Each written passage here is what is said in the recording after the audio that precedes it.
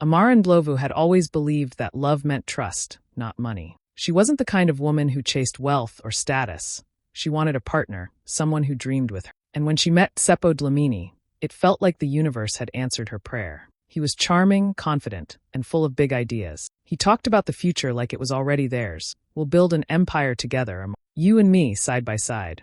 It sounded beautiful. So when he asked her to marry him, she said yes without hesitation. Their wedding in Johannesburg was like a dream. Flowers everywhere, music, laughter, and promises whispered under a golden sunset. Amara thought she had found her forever. But 2 years later, the empire Seppo spoke of came crashing down. His business collapsed, debts piled up, and angry investors started calling day and night. The man who once spoke like a king now looked like a stranger, tired, defeated, afraid. Without thinking twice, Amara stepped in. She sold her car, emptied her savings, and paid off over $300,000 in debt. When she handed him the last check, she smiled and said softly, "Marriage means we rise together, right?"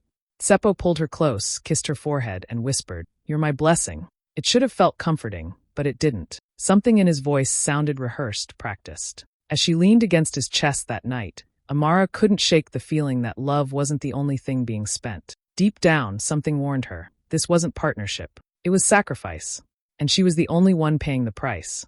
It was a quiet night, the kind that usually made Amara feel safe. The house smelled like Seppo's favorite coffee, and soft music played from the living room. She had just finished some paperwork and was heading to bed when she heard laughter coming from his study. Deep, careless laughter she hadn't heard from him in months. Curious, she stopped by the half-open door. Inside, Seppo was on a video call with his friend Cabello. He looked relaxed, a drink in his hand, smiling like a man without worries. Amara leaned closer, hoping to hear something good. Maybe he was talking about a new plan or project. But then she heard it.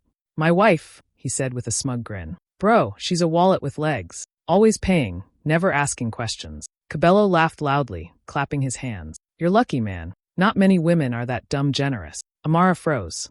For a second, she thought she'd misheard him. But no, he said it again, laughing harder. "Yeah, she's a walking ATM. I swear, if I ever lose her, I'll need to marry the bank." Her heart dropped to her stomach. The sound of their laughter echoed in her ears like gunshots. Her breath caught, and her hands began to shake. She wanted to burst in, to scream, to ask how could you? But she didn't. She just stood there, silent, invisible, while the man she had once saved mocked her love like it was a joke. When he hung up, she quietly stepped back and walked to their bedroom. Every step felt heavy, as if she were walking through water. Her reflection in the mirror looked like a stranger, eyes red, lips trembling. She sat on the bed for a long time, listening to the distant hum of traffic and the ticking clock that suddenly felt too loud. That phrase wouldn't stop echoing in her head. "Wallet with legs," over and over. It replayed until her heart felt numb. She packed her handbag, just the essentials, her ID, her phone, some cash, and one photograph of her late mother. Standing by the window, she looked out at the city lights flickering against the dark sky. Johannesburg looked alive, but inside her, everything had gone quiet. Each light outside seemed to whisper a truth she didn't want to face, that the man she'd sacrificed everything for never saw her as a partner, only as a convenience. A tear rolled down her cheek, but she didn't wipe it away. She just whispered to herself, "You gave him everything." And he saw nothing. That night, something deep inside her cracked. The version of herself that believed love could fix everything died quietly. But beneath that heartbreak, something new began to stir, something fierce, something unbreakable. She didn't know it yet, but that moment would be the last time she'd ever cry for Seppo Dlamini. The next morning, the house was quiet, too quiet. Seppo stretched his arm across the bed, expecting to find Amara sleeping beside him, but his hand touched only cold sheets. On the table, breakfast was already made, eggs, toast, and a cup of coffee still warm, just the way he liked it. There was even a small note beside it that said, "Take care of yourself." Nothing more. No heart, no name, no smiley face. Just that one simple sentence. He didn't think much of it at first. Maybe she had gone out early for errands or a meeting. But when evening came and she still hadn't returned, something in his chest started to tighten. Her phone went straight to voicemail. The next day, still nothing. No calls, no texts. When he called her office, her assistant said politely, "Mrs. Dlamini is on leave for the next few weeks." Seppo frowned. On leave? He hadn't known about any leave. By the fourth day, panic finally hit him. The house felt emptier than ever. Her clothes were gone. So were her personal files, her laptop, even her jewelry box. But she hadn't taken everything, just what mattered. That's when it dawned on him. Amara wasn't missing. She had chosen to disappear. While Seppo paced the floors of their mansion, trying to figure out what went wrong, Amara was already 1,000 kilometers away, calm, focused, and free for the first time in years. She sat at a small cafe in Cape Town, wearing a simple black dress, her hair tied back, her phone newly registered under a different number. To everyone she met, she was no longer Amara Ndlovu-Dlamini. She was Ama Zadwa. The transformation had started days before she left. She'd quietly met with her lawyer, transferred her shares from the company she co-owned with Tsepo into a private account, and redirected all her business emails to a new address. No drama, no warning, just precision, the kind that comes from heartbreak turned into purpose. She didn't run because she was afraid. She walked away because she was done being the fool. For years, she had been the one holding everything together, the house, the business, the marriage, while he called her a wallet with legs. Not anymore. From her small rented apartment overlooking the ocean, Amara watched the waves crash against the rocks and felt something she hadn't felt in years, peace. She didn't owe anyone an explanation. The world thought she had vanished, but in truth, she was finally appearing, just as herself. That night, she wrote in her new journal under her new name. He'll search for me, not because he loves me, but because he lost control. But I'm not lost. I'm exactly where I'm meant to be. Amara didn't disappear to escape her past. She disappeared to begin her future. Tsepo used to wake up every morning feeling like a king. But now, the mansion that once felt grand suddenly felt too big and too quiet. The laughter, the smell of Amara's perfume, the sound of her humming in the kitchen, all gone. At first, he told himself she was just taking a break, cooling off. She'd done so much for him, after all. She'll come back, he thought confidently. She always does. But as the days passed, reality began to slap him harder than he expected. One morning, he got a call from the bank. The mortgage payment had bounced. He frowned, confused. "That's impossible," he said, until the banker gently reminded him. "Sir, the property is under Mrs. Dlamini's name. You're only listed as a resident." His throat went dry. That was the first crack in his illusion of control. Then came the car. His favorite luxury sedan, the one he flaunted around like a badge of success, was towed right from outside his gym. When he demanded answers, the dealership informed him that the lease had been registered under Amara's company, not his. The embarrassment burned worse than the loss itself. People stared, whispering. The mighty Tsepo Dlamini, whose empire once shimmered with fake confidence, now stood powerless on the curb. The next day, he tried using his credit card at a restaurant. Declined. He tried another one. Declined again. Panic started to crawl up his chest. He called his accountant, only to learn that several of his accounts were frozen due to ownership restructuring. Ownership that, apparently, Amara had quietly handled before she disappeared. He tried calling her friends, desperate for answers. None picked up. The ones who did hung up as soon as he said his name. It was as if Amara had erased him from her entire world, and somehow, everyone had agreed to help her do it. That night, he sat alone in the dark living room, surrounded by silence. The chandelier glimmered above him, cold and distant. He stared at his reflection in the black TV screen, a man stripped of everything but regret. His pride used to be his armor. Now it was the very thing choking him. "She'll come back," he whispered again, though his voice sounded weaker this time. "She always does." But deep down, even he didn't believe it anymore. Amara had always been the heart of everything, the one who gave, who fixed, who believed. But now the house echoed with what she'd left behind, not her love, but her absence. Each passing day, Tsepo felt the weight of his own choices closing in on him. The empire he'd once bragged about had turned to dust. The woman he'd mocked as a wallet with legs had disappeared, and somehow taken his world with her. And for the first time, Tsepo Dlamini realized that losing money wasn't the real punishment. Losing Amara was. Months slipped by like waves on the shore, gentle but unstoppable. Cape Town became Amara's safe place, far from the noise, far from the memories that used to hurt. She rented a small beach house tucked near the water, where she could hear the ocean every morning. The salty breeze, the soft crash of waves, the golden sunsets.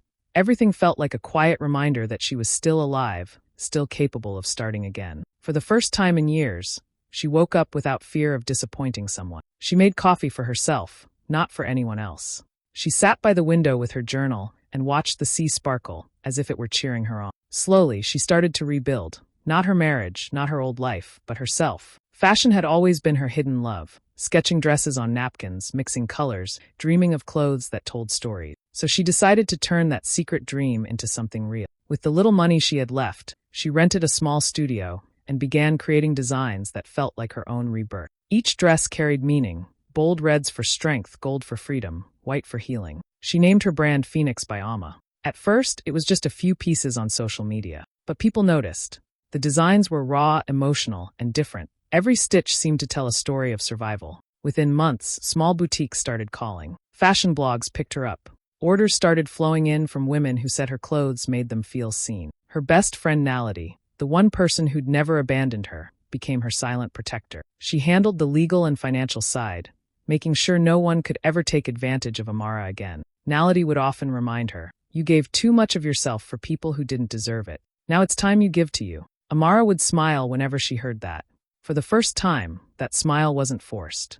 It wasn't a cover for pain. It was real. The guilt she used to carry, for leaving, for disappearing, for choosing herself, slowly began to fade. She realized she hadn't run away. She had set herself free. One evening, as the sun melted into the sea, Amara stood on the balcony of her little house with a cup of tea in her hand. She looked out at the glowing horizon and whispered, This is what peace feels like." There were no apologies, no explanations, no regrets, just calm. She didn't need revenge anymore. Watching her own life bloom again was enough. The woman who once gave everything to save someone else had finally learned the most powerful truth of all. Saving yourself is the greatest comeback of them. Back in Johannesburg, Seppo's perfect world was falling apart piece by piece. The man who once bragged about building empires now couldn't even keep his phone connected. Investors stopped calling, not because they trusted him, but because they'd already moved on. The same people who once praised him at business dinners now avoided his messages and whispered behind his back. For a while, he still tried to act like everything was fine. He took pictures at expensive restaurants,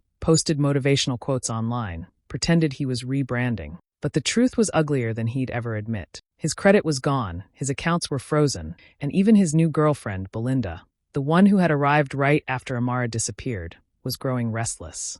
When the money finally ran out, Belinda packed her bags without shedding a tear. "You're not the man I thought you were," she said coldly, slamming the door behind her. Seppo didn't even try to stop her. He just sat there, surrounded by empty bottles and unpaid bills, staring at the door like it might open again. But it never did.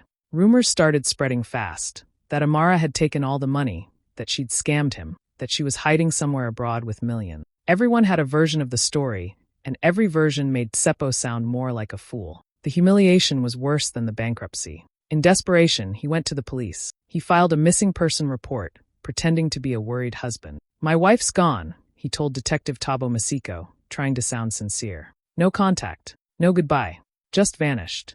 Tabo listened carefully, his sharp eyes studying Seppo's nervous hand. A few days later, he called Seppo back. "We did our checks," he said calmly. "Her accounts were closed properly. Her travel records are clean. No signs of foul play." Seppo frowned. "So she didn't run?" The detective leaned back in his chair and said something that hit like a punch to the gut. "No, Mr. Dlamini. She didn't vanish. She moved on." Those words sank deep, deeper than Seppo wanted to admit. Moved on. It meant she was alive, safe, and free. She hadn't been taken from him. She had chosen to leave him behind. For the first time, he realized this wasn't about money. It was never about money. Amara had carried him, believed in him, and saved him when no one else would. And what had he given her in return? Mockery. Betrayal. A nickname that reduced her love to a joke. Now, sitting alone in the echo of an empty house, Seppo finally understood what true loss felt like. Not the loss of wealth or status, but the loss of the one person who saw worth in him when he had none. And as he stared at the empty space where Amara once smiled, he whispered to himself, "I thought I broke her, but she's the one who broke free." 6 months after vanishing from Johannesburg, Amara's name returned to everyone's lips, but this time, not as a missing woman or a rumor. She appeared on Metro Africa TV, sitting gracefully under bright studio lights, her calm presence stealing the room before she even spoke. She wore a flowing white suit from her own collection, her hair tied neatly, her confidence glowing like sunlight after a storm. The host introduced her as Ama Zadwa, founder of the rising fashion brand Phoenix by Ama, known for designs that celebrated strength and rebirth. The camera zoomed in as Amara smiled, gentle but unshakably sure. When she spoke, her voice was steady, warm, and full of quiet truth. "There was a time I gave everything, love, money, faith, because I believed that's what partnership meant.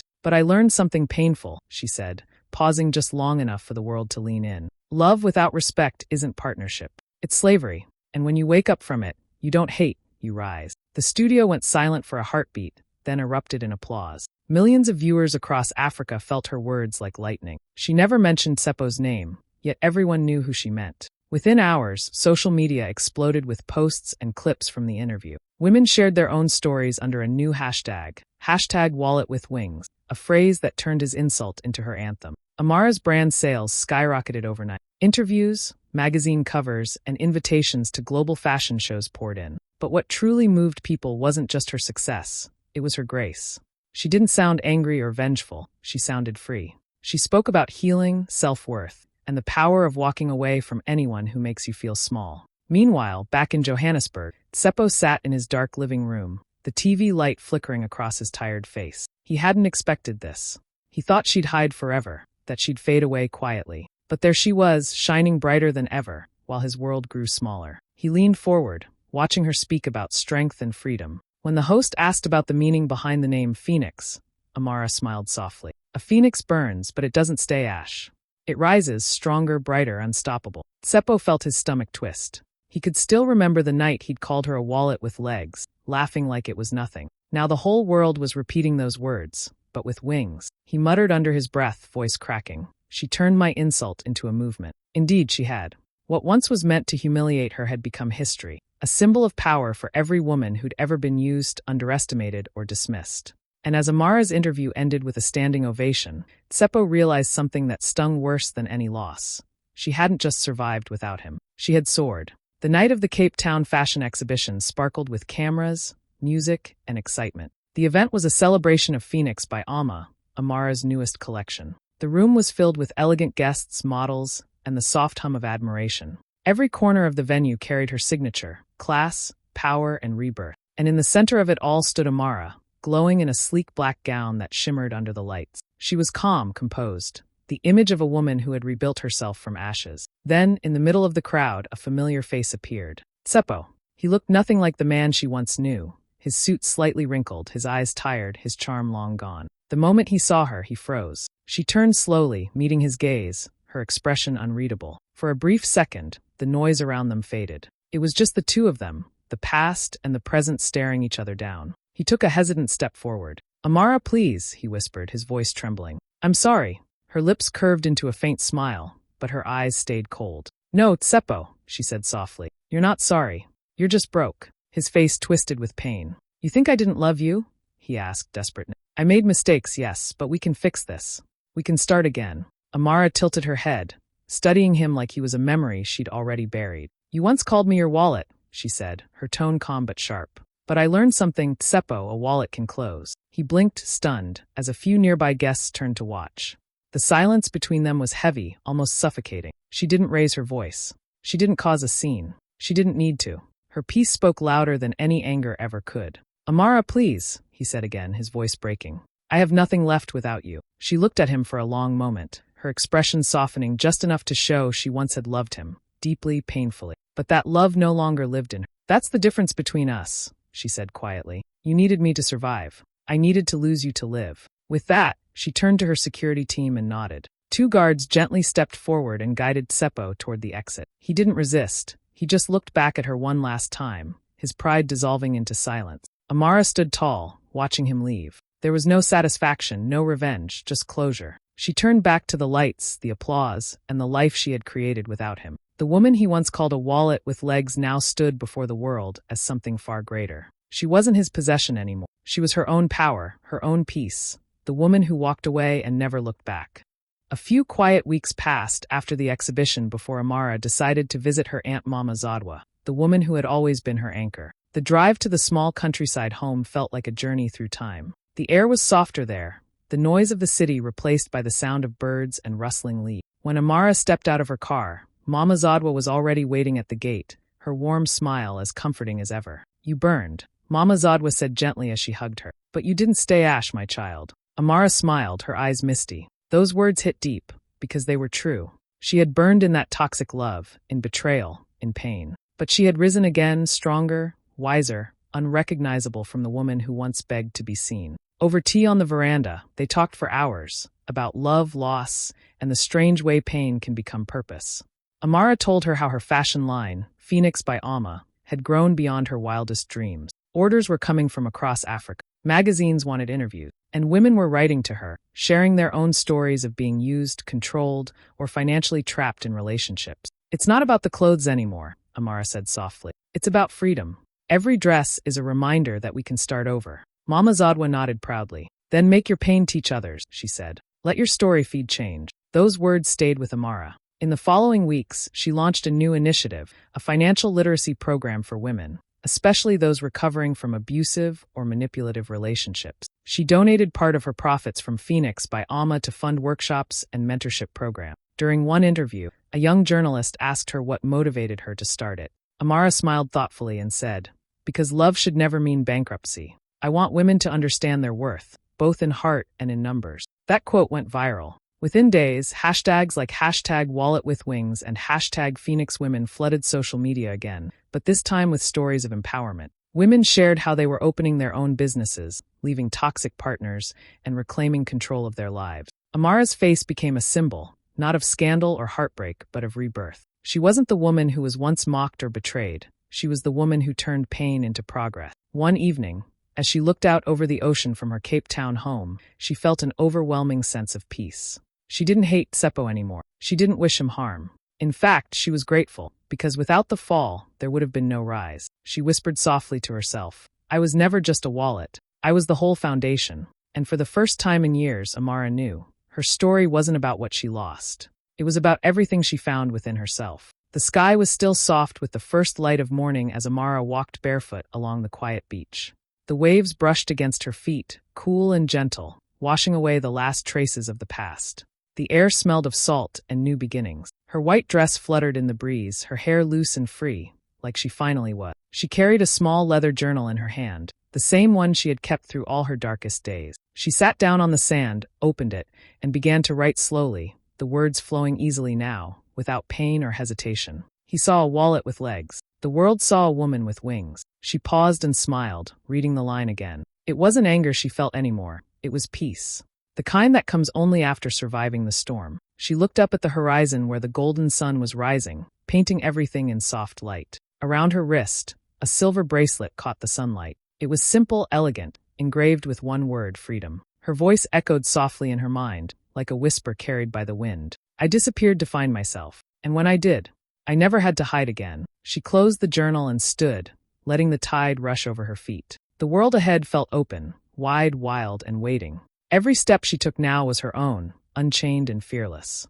As she walked away, the camera pulled back, showing her silhouette against the rising sun. Then, across the screen, her brand's logo appeared, Phoenix by Alma, a symbol of rebirth, a reminder that even the most broken hearts can rise and soar again.